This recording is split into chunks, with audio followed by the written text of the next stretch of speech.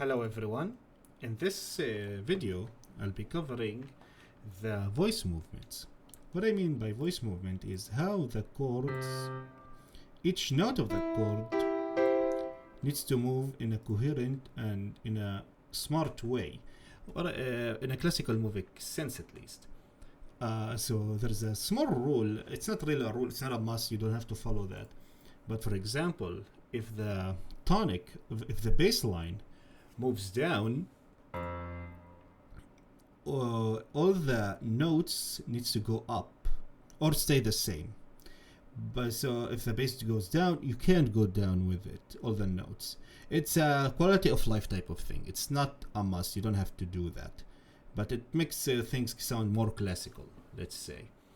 So for example, in here we have a C and we have an F. So what I did here, I'm gonna keep the C. And those, and god damn it, and those two notes stay. Hold on, that's a C, and that's an F. So you can see when the bass went down, those two notes went up. It makes it sound more classical, more built well, let's say. Now I want to have a fifth degree. So let's take this. The bass goes up, and the other way around as well. If the bass goes up, the other notes need to go down. And it sounds good. Like this idea sounds grand even.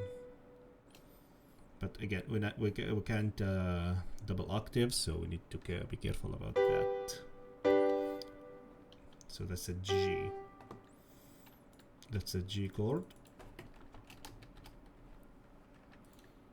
And finally, we'll do a C. So the note went up, everything else will go up as well. And that's how we do it basically. It's really simple, straightforward. When the bass goes down, the notes either stay the same or go up. When the bass goes up and goes to a higher pitch, the other hold on, this is C. The other pitches will go down. Gets closer to the bass. Again, that's not a must, but it's a quality of life type of, again, like usually that's what people do. So let's see how it sounds.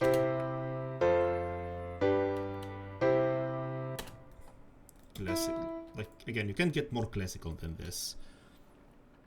And so let's look at another example. Let's have another. I'm gonna do the minor progressions at some point, but for now, let's do a major.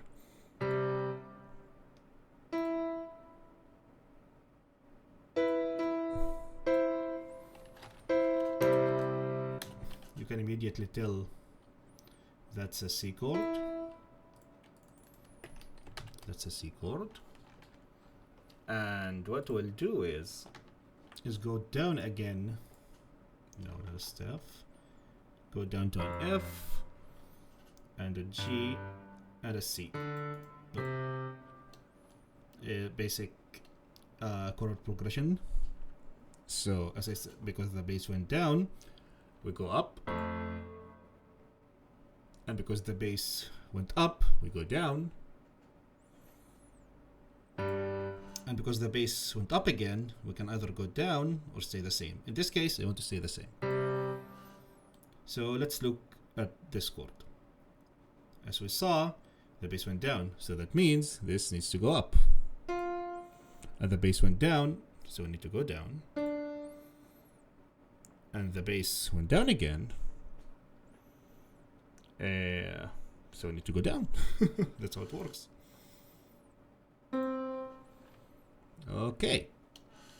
So, no, the bass went up, so it needs to go down. My bad. Or stay the same. It doesn't matter. So let's find the third note. The bass went down. This needs to go up. It will go up a lot actually. So let's see what we can do instead. This went up, this went down. What we got? This went, okay, that's an A. Oh, that's an F chord actually, my bad. So the bass went down. This needs to go up to a C.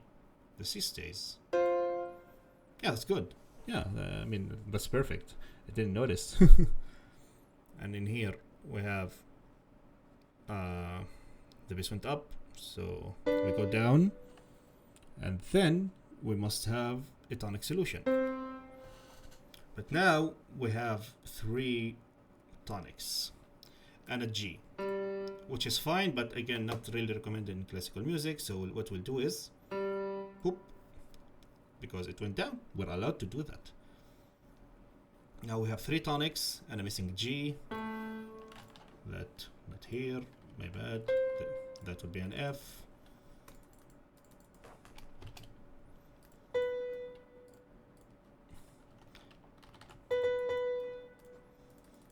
And that would be a G. That would be a C. So these mistakes, there's 2 reasons sometimes I end up making those mistakes, like where, for example, I need to remove chords and do them again.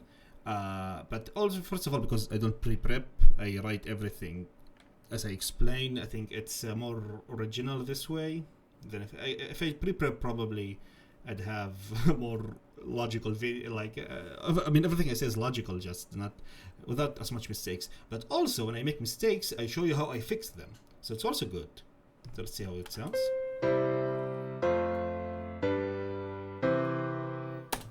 Yeah, the E in here was a little spicy.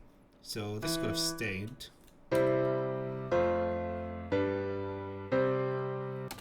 That sounds miles better. So what happens is, for example, when this went up, it needs to go down. So we can do that technically. They all need to go down. So let's see. It's fine, but again, the B needs to go to C. So another solution to this is if we go all the way down to C. No, that would be a huge leap.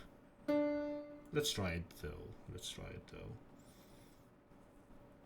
So instead of a D, we'll have this D. Let's see. Although it's a huge leap, it won't. More than likely, it won't work. That's why I said it's not a must. It gives certain feel and certain rules for sure, but also there are other rules that would make having this really hard. It sounded fine, actually. I'm surprised. Not really surprised, because that's only a perfect 4th jump, and this is a 7th. A 7th usually sounds bad in those cases. Not bad, just it could be done other way. So what we can do, actually, I think I want to do this. Have a F chord. Have a 7th chord, I mean. Nope, not a 9th. That's a 7th chord. Let's see how it sounds.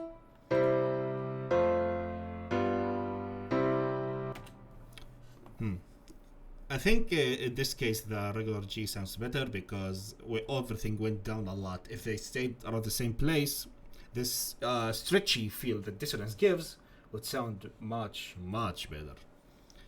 So yeah, that's the video about voice movements. I'll recap real quick. If the bass goes down, everything else goes up. If the bass went up, everything else goes down. Again, that's not a must, but it's really cool if you learn how to use that.